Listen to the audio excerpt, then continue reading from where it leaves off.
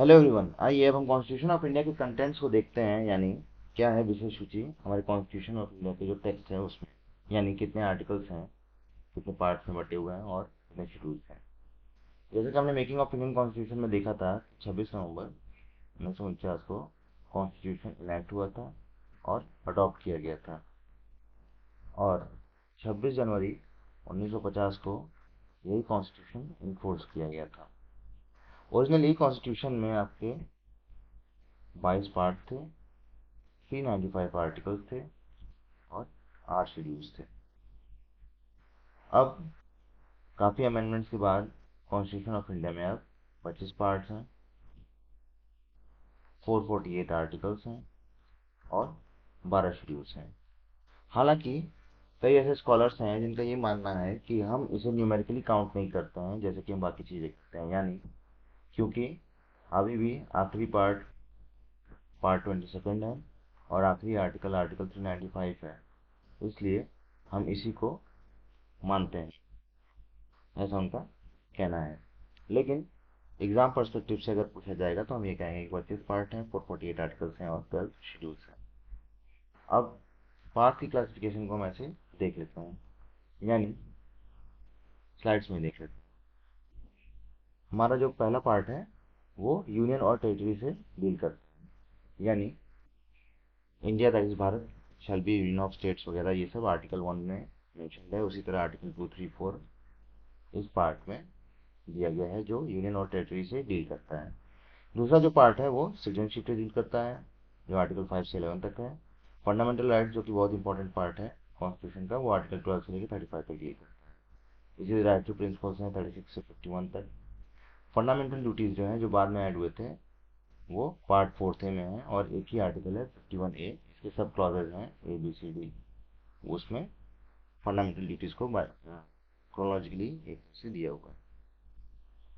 Part 5 है जो union से डील करता है, जो आर्टिकल 52 से 151 तक है। आर्टिकल 52 स्टार्ट होता है प्रेसिडेंट से और जितने एग्जीक्यूटिव्स हैं उसके बाद जितने सारे चैप्टर्स हैं उसमें आपका सुप्रीम कोर्ट वगैरह है वो दिया हुआ है। उसी तरह पार्ट 6 में आपका स्टेट दिया हुआ है।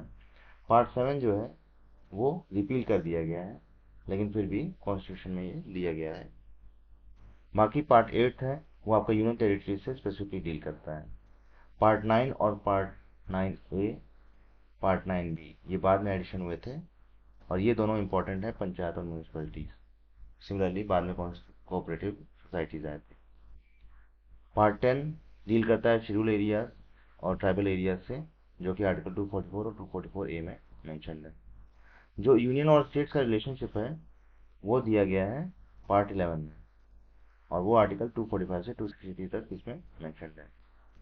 पार्टिकल पार्ट 12 आपका आर्टिकल 264 से 300A में है, जो कि फाइनेंस प्रॉपर्टी कॉन्ट्रैक्ट और सूट्स के बारे में बताता है। इस पार्ट 13 है आपका ट्रेड के बारे में बताता है। पार्ट 14 है आपका जो सर्विसेज हैं यूनियन और स्टेट्स के अंदर उसके बारे में बताता है। पार्ट 14 है आपका ट्रिब्यूनल्स के बारे में बताता है, जो दो आर्टिकल्स हैं 323A और 323B वो इसमें दिया हुआ है। सिमिलरली इलेक्शंस जो हैं वो आपका पार्ट 15 में दिया हुआ है, आर्टिकल 324 से लेकर 329। इसी तरह जो स्पेशल प्रोविजंस हैं सर्टेन क्लासेस के वो इस दिया हुआ है पार्ट 15 में। पार्ट 17 आपका ऑफिशियल लैंग्वेज से डील करता है, आर्टिकल 343 से लेकर 351। इमरजेंसी प्रोविजंस दिए हैं पार्ट 18 में। पार्ट 19 आपका मिसलेनियस है। पार्ट 20 जो है वो अमेंडमेंट ऑफ कॉन्स्टिट्यूशन से डील करता है, आर्टिकल 368। इसी तरह कुछ टेम्परेरी ट्रांजिशनल और स्पेशल प्रोविजंस दिए गए हैं वो पार्ट 21 में है। पार्ट 22 में आपका शॉर्ट टाइटल अथॉरिटेटिव टेस्ट दिया हुआ है।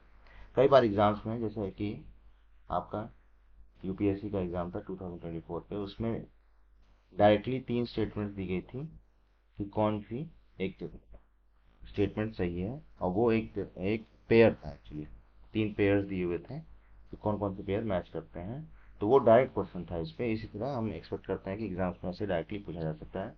तो इंपॉर्टेंट जो पार्ट्स हैं जैसे इलेक्शन के हो गया, आपका इमरजेंसी रिलेटेड हो गया, या फिर आपका अमेंडमेंट ऑफ कॉन्स्टिट्यूशन है, ये सारे पार्ट्स आपको याद होने चाहिए। इसी तरह इसमें जो मैंने बताया पार्ट 3 आपका फंडामेंटल राइट्स है, पार्ट 9A, पार्ट 9B, ये सब चीज़ें आपको होनी चाहिए। बाकी जो 12 शेड्यूल्स हैं आइए उनको देखते हैं।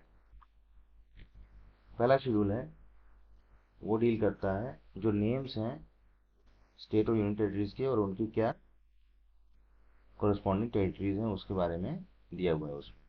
और प्रेजेंटली हमारे यहाँ इंडिया में 28 स्टेट्स हैं और 8 यूनियन टेरिटरीज हैं। इसी तरह जो सेकेंड शेड्यूल है वो डील करता है इमोल्यूमेंट्स, अलाउंसेस और प्रिविलेजेस की। किसकी? प्रेसिडेंट की, गवर्नर की, स्पीकर डिप्टी स्पीकर की लोकसभा के, राज्यसभा के चेयरमैन डिप्टी चेयरमैन, इसी तरह लेजिस्लेटिव असेंबली के, लेजिस्लेटिव काउंसिल के हेड्स हो गए, और जो जजेस हैं सुप्रीम कोर्ट के और हाई कोर्ट के, उनका भी इसमें दिया हुआ है। और इसके बाद कैग भी मैंशन है। ये आर्टिकल्स यहाँ पे मैंशन है जो ये इन सबसे डील करते हैं, लेकिन ऐसा नहीं कि 53A प्रेसिडेंट से करता है, 65 गवर्नर से करता है या स्पीकर से। ये अलग अलग तरह से दिया हुआ है, तो इससे कंफ्यूज ना हो। ठीक, अब आते हैं थर्ड शेड्यूल पे। थर्ड शेड्यूल आपका जो है वो ओथ और अफर्मेशन से डील करता है। और ये किसकी ओथ और अफर्मेशन की बात कर रहे हैं? यूनियन और स्टेट मिनिस्टर्स की, जो कैंडिडेट्स हैं इलेक्शन के लिए उनकी, और इलेक्शन होने के बाद जो इलेक्ट होते हैं मेंबर ऑफ पार्लियामेंट और मेंबर ऑफ लेजिस्लेटिव असेंबलीज उनकी, जो सुप्रीम कोर्ट हाई कोर्ट के जजेस हैं उनकी, और कॉम्प्ट्रोलर और ऑडिटर जनरल, इन सब के ओथ और अफर्मेशन से डील करते हैं। और ये आर्टिकल्स हैं इस शेड्यूल के अंदर। सिमिलरली जो फोर्थ शेड्यूल है वो जो हमारा राज्यसभा है उसमें किस स्टेट की कितनी सीट्स हैं या किस यूनियन टेरिटरी की कितनी सीट्स अलॉट की गई हैं उसके बारे में बताता है। और ये आर्टिकल्स 4 है और 4 क्लॉज है, और आर्टिकल 80 क्लॉज 2 से डील करता है।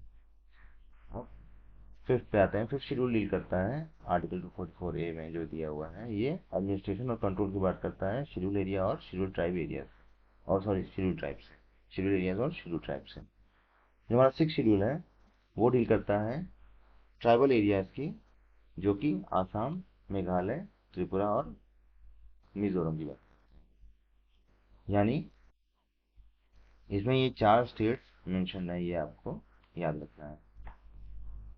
अब आते हैं शेड्यूल 7 पे। शेड्यूल 7 डील करता है 3 लिस्ट से। ये बहुत ही इंपॉर्टेंट शेड्यूल है। ये डील करता है एक्चुअली लॉ मेकिंग पावर जो है कि किसकी कितनी लेजिस्लेटिव अथॉरिटी किन सब्जेक्ट्स पे, यानी यूनियन स्टेट यूनियन लिस्ट जो है वो यूनियन जो गवर्नमेंट है उन सब्जेक्ट्स पे ही लॉज बना सकती है, लेजिस्लेशन बना सकती है। सिमिलरली जो स्टेट लिस्ट है उसमें स्टेट गवर्नमेंट्स बना सकती हैं, और कंकरेंट लिस्ट जो है उसमें स्टेट और यूनियन दोनों बना सकते हैं।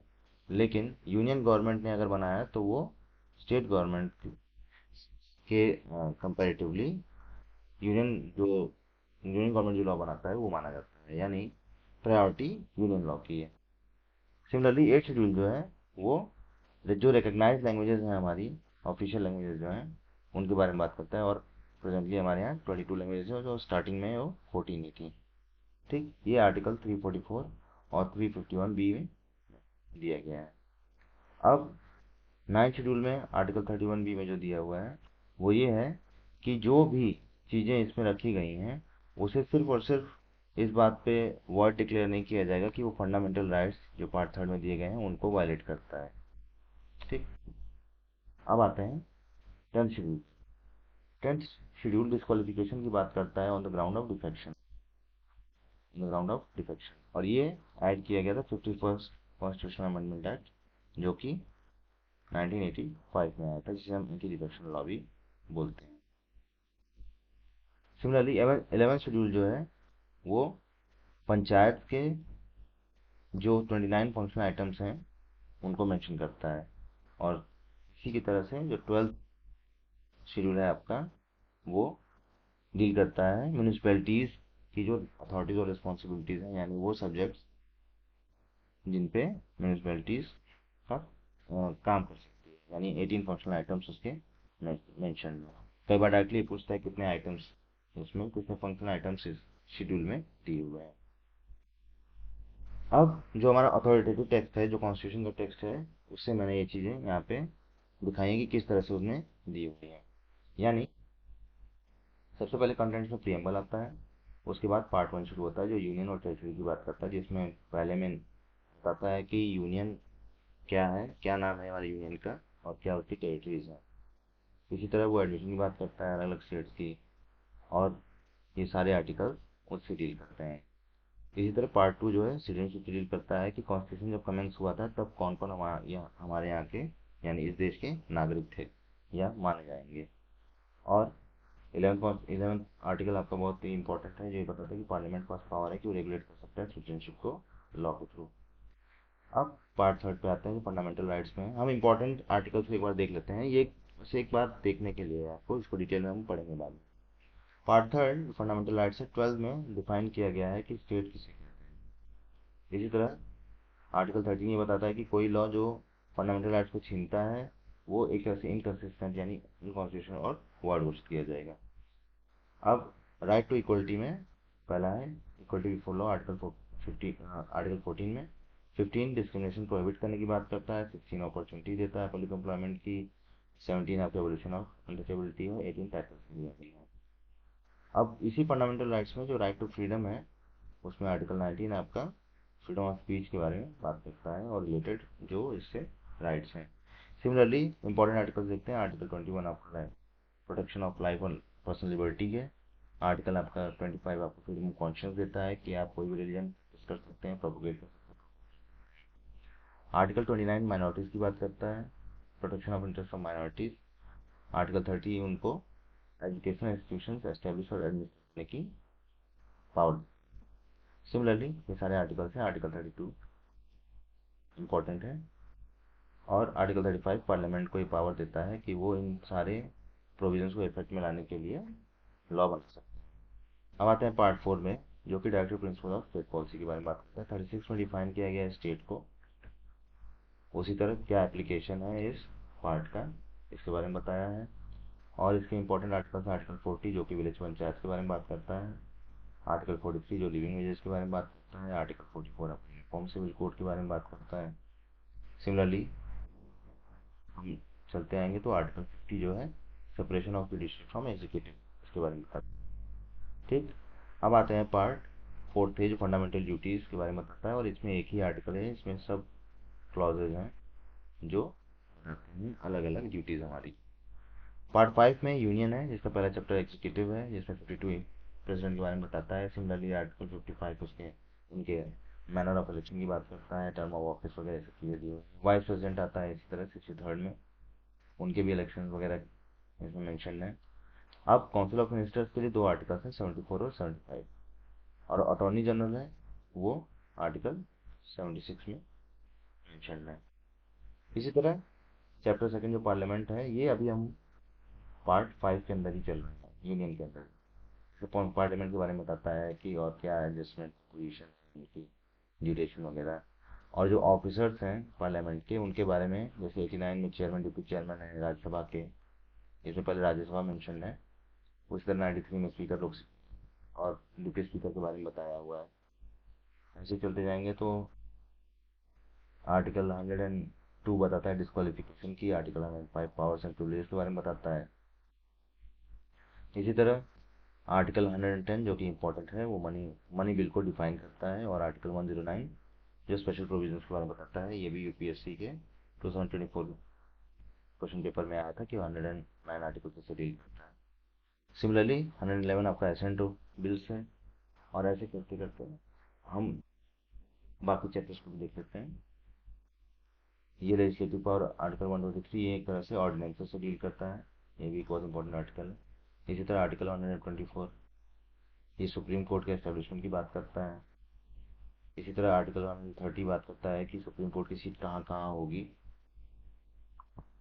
और जो हमारा आखिरी है चैप्टर इसमें यूनियन में पार्ट पार्ट 5 में वो डील करता है कंट्रोलर ऑडिटर जनरल, और ये उनकी ऑफिस मेंशन है आर्टिकल 148 में। अब आते हैं पार्ट 6 में जो कि स्टेट्स के बारे में है। सिमिलर जैसे यूनियन का है वैसे इसके बारे में भी दिया हुआ है। 153 गवर्नर के बारे में है, उनकी क्वालिफिकेशन कंडीशन ऑफ ऑफिस। इसी तरह करते हुए काउंसिल ऑफ मिनिस्टर के दो आर्टिकल्स हैं, एडवोकेट जनरल जैसे वहाँ पे अटॉर्नी जनरल था यूनियन में, स्टेट में एडवोकेट जनरल है। इसी तरह स्टेट लेजिस्लेचर के बारे में क्या कॉन्स्टिट्यूशन है उनका कैसे अबॉलिश, इसमें हालांकि एक चीज़ इंपॉर्टेंट ये है कि लेजिस्लेटिव असेंबली पहले मेंशन है और लेजिस्लेटिव काउंसिल उसके बाद में दिया हुआ है कि हम कैसे। आर्टिकल 169 जैसे इसमें एक इंपॉर्टेंट आर्टिकल है जो कि ये बताता है कि हम यानी लेजिस्लेटिव काउंसिल कैसे अबॉलिश और क्रिएट कर सकते हैं। इधर कंपोजिशन की बात करता है आर्टिकल 170, और ये ऑफिसर्स आ गए फिर से 178 178 आपका स्पीकर और डिप्टी स्पीकर है लेजिस्लेटिव असेंबली का, और यहाँ पे जो चेयरमैन और डिप्टी चेयरमैन है, यानी इसमें लेजिस्लेटिव असेंबली पहले है। जबकि आप देखेंगे पार्ट 5 का जो यूनियन है उसमें पहले राज्यसभा मेंशन है फिर लोकसभा मेंशन है, लेकिन जब हम स्टेट्स की बात करते हैं तो पहले लेजिस्लेटिव असेंबली मेंशन है फिर लेजिस्लेटिव काउंसिल और उनसे रिलेटेड चीज़ें, यानी स्पीकर डिप्टी स्पीकर और डिप्टी चेयरमैन। इसी तरह ये सारे बिल्स के बारे में भी इनमें असेंट ऑफ बिल्स 200 है। 199 सबको पता है कि 110 डील करता है मनी बिल से, लेकिन बहुत कम लोग ध्यान देते कि 199 भी डील करता है डेफिनेशन की बात करता है मनी बिल। सिमिलरली हम चलते आएंगे कि तो हम देखेंगे कि 213 यानी 123 भी ऑर्डिनेंस से डील करता है सेंटर के यानी प्रेसिडेंट के, और 213 डील करता है ordinance making power of governor. ठीक। उसी तरह 214 हाई कोर्ट के बारे में बात करता है, और ये जो चैप्टर है ये डील करता है कि हाई कोर्ट से। अब आते हैं पार्ट 8 पे, यूनियन टेरिटरी से जो डील करता है। पार्ट 7 तो ओमिटेड है यानी कॉन्स्टिट्यूशन से हटा दिया गया है। पार्ट 8 है यूनियन टेरिटरीज में, जिसमें 239 बताता है कि यूनियन टेरिटरीज कैसे एडमिनिस्टर करेंगे। जो स्पेशल प्रोविजन है दिल्ली का वो 239 ए है, ये आपको ध्यान रखना है। इसी तरह 241 डील करता है ये यूनियन टेरिटरीज के हाई कोर्ट हैं। अब पार्ट 9 पे आते हैं, पंचायत पे। ये बहुत ही इंपॉर्टेंट पार्ट है। सिमिलरली जो पार्ट 9 ए है वो म्यूनिसिपलिटी से डील करता है। ये 73rd कॉन्स्टिट्यूशन अमेंडमेंट एक्ट से आया था, और ये 74th कॉन्स्टिट्यूशन अमेंडमेंट एक्ट 1992। इसमें भी पंचायत से रिलेटेड सारी चीज़ें हैं इसमें, जैसे डिफाइन ग्राम सभा को डिफाइन करता है, उसी तरह डिस्क्वालिफिकेशन ड्यूरेशन इलेक्शन 243 के, और इसी तरह म्यूनिसपैलिटीज़ की यहाँ डिफिनेशन है कंपोजिशन है, डिस्क्वालिफिकेशन की बात करता है, और इलेक्शन हैं, फाइनेंस कमीशन है। ये सारे इंपॉर्टेंट आर्टिकल्स हैं जो आपको एक बार देखने चाहिए और याद रखें। पार्ट 9 भी डिफाइन करता है कोऑपरेटिव सोसाइटीज़ को, 243Z में है ये। इसी तरह उनकी ऑडिट की बात की गई है, यहाँ पे इलेक्शन की बात की गई है, ऑफेंसेस से पेनल्टीज जिससे वो रेवेन्यू जनरेट करेंगे उनकी बात की गई है। पार्ट 10 आपका शेड्यूल और ट्राइबल एरिया से डील करता है, और इसी तरह पार्ट 11 जो है वो आपका डील करता है relationship between union and states. ये भी एक इम्पॉर्टेंट पार्ट है, जिसमें पहले लेजिस्लेटिव रिलेशंस बताए गए हैं, और जैसे इसमें हम देख सकते हैं कि आर्टिकल 249 है, जब पार्लियामेंट स्टेट लिस्ट में ये सब्जेक्ट की लिस्ट में लॉज बनाता है। इस तरह 252 में कुछ स्टेट्स यानी दो या उससे अधिक स्टेट्स के कंसेंट के बाद पार्लियामेंट उनके दिए गए लिस्ट पे लेजिस्लेशन बनाता है। इसी तरह एडमिनिस्ट्रेटिव रिलेशंस हैं जो 256 से दिए हुए हैं। इसमें इंपॉर्टेंट है आपका 263 जो कि इंटर स्टेट काउंसिल मेंशन करता है। अब आते हैं पार्ट 12 पे जो फाइनेंस और प्रॉपर्टी की बात करता है। इसमें ये बताया गया है जैसे आर्टिकल 265 में है कि टैक्सेस बिना लॉ के नहीं इम्पोज किए जा सकते। सिमिलरली कंटीजेंसी फंड 267 है, 266 में आपका कंसोलिडेटेड फंड है स्टेट और यूनियन दोनों, ये ध्यान देने वाली बात। सिमिलरली हम चलते आएंगे तो अगले पार्ट पे आते हैं, पार्ट 13। हालांकि उससे पहले आर्टिकल 300 ए को देख लेते हैं जो कि राइट टू प्रॉपर्टी के बारे में बात करता है। ठीक। और ये किस पार्ट में है? पार्ट पार्ट 13 ट्रेड और कॉमर्स की बात करता है। सिमिलरली पार्ट 14 आपकी बात करता है यूनियन और स्टेट की जो सर्विसेज है, यानी आर्टिकल 312 बात करता है ऑल इंडिया सर्विसेज की, और आर्टिकल 315 यूपीएससी और स्टेट पीएससी की बातें करते हैं। ये सारे पार्ट 14 है। इसी तरह पार्ट 14 ए को देखेंगे तो ये ट्रिब्यूनल्स की बात करता है। पार्ट 15 इलेक्शन की बात करता है। 323 में इलेक्शन कमीशन और उसकी डायरेक्शन और कंट्रोल के बारे में डिस्कस किया गया है। इसके बाद आता है पार्ट 16 जो कि स्पेशल प्रोविजन के बारे में बात करता है जो सर्टेन क्लासेस के, यानी 330 आर्टिकल जो रिजर्वेशन की बात करता है शेड्यूल कास्ट और शेड्यूल ट्राइब्स की लोकसभा में। एंग्लो इंडियन 331 में था, अब तो इनको रिजर्वेशन नहीं मिलता है, रिप्रेजेंटेशन नहीं मिलता है। सिमिलरली आर्टिकल 338 पे आते हैं, जो कि national commission of schedule caste है। 338A आपका national commission of schedule tribes है, और article 338B national commission of backward caste है। तो ये एक इम्पॉर्टेंट आर्टिकल्स यहाँ पे इस पार्ट में दिए। कौन से पार्ट में है ये? पार्ट 16, ये याद है। पार्ट 17 ये आपका ऑफिशियल लैंग्वेज के बारे में बताता है। बता 343 में बताते हैं ऑफिशियल लैंग्वेज कौन कौन सी हैं। सिमिलरली 344 ये बताता है कि पार्लियामेंट को कमेटी बनानी है ऑफिशियल लैंग्वेज पर। ठीक, कंफ्यूज नहीं होना है। शेड्यूल 8 है ऑफिशियल लैंग्वेजेस का, और पार्ट 17 है। ठीक, अब इसी तरह रीजनल लैंग्वेज के बारे में और सुप्रीम कोर्ट और हाई कोर्ट में कौन सी लैंग्वेज होनी चाहिए, ये आर्टिकल 348 में मेंशन है। आगे चलते आएंगे तो 353B ये भी एक इम्पॉर्टेंट आर्टिकल है, जो लिंग्विस्टिक माइनॉरिटीज के बारे में के जो स्पेशल ऑफिसर हैं उनके बारे में बात करता है। इमरजेंसी प्रोविजंस है पार्ट 18 में, जिसमें 352 बताता है नेशनल इमरजेंसी के बारे में, 356 आपका जो स्टेट में लगता है, और 360 फाइनेंशियल इमरजेंसी की बात करता है। मिसलेनियस मेंशन है पार्ट 19 में। ये जैसे 361 में जो प्रोटेक्शन दिया गया है प्रेसिडेंट गवर्नर को किसी भी क्रिमिनल केस से और सिविल केसेस में, वो सब यहाँ पे मेंशन है।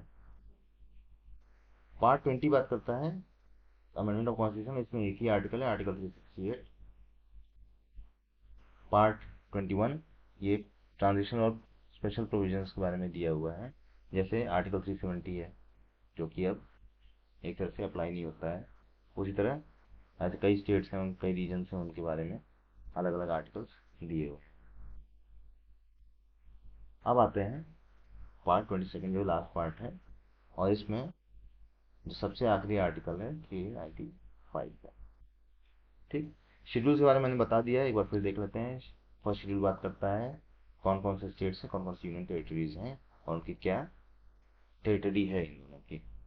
सेकेंड शेड्यूल बात करता है प्रेसिडेंट और गवर्नर्स, जजेस वगैरह, इन सबके एमोल्यूमेंट्स वगैरह के बारे में।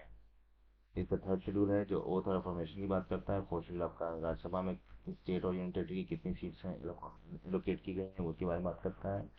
फिफ्थ शेड्यूल जो स्टेट्स हैं जो एडमिनिस्ट्रेशन कंट्रोल की बात करता है, शेड्यूल एरियाज और शेड्यूल ट्राइब एरियाज की। सिक्स शेड्यूल ये चार जो स्टेट्स हैं आसाम, मेघालय, त्रिपुरा, मिजोरम, इनके एडमिनिस्ट्रेशन की बात करती है, ट्राइबल एरियाज हैं। सेवन शेड्यूल जैसे मैंने बताया, तीन लिस्ट हैं। इस यूनियन लिस्ट में सेंट्रल गवर्नमेंट लॉ बना सकती है, स्टेट लिस्ट में स्टेट गवर्नमेंट, और कंकरेंट लिस्ट में दोनों बना सकती हैं, लेकिन प्रायोरिटी या प्रेफरेंस सेंट्रल गवर्नमेंट को मिलेगा। अगर उसने लॉ बनाया तो उनकी लॉ मान्य होगा।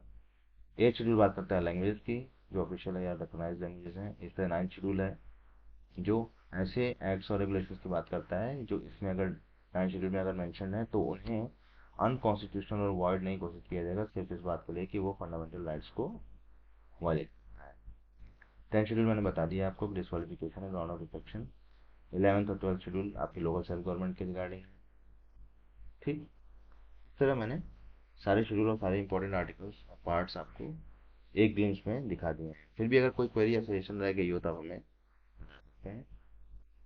Thank you very much for your time. I hope आपको समझ में आया होगा। इसके बाद हम सारे आर्टिकल्स को अलग अलग से डील करेंगे। Thank you very much.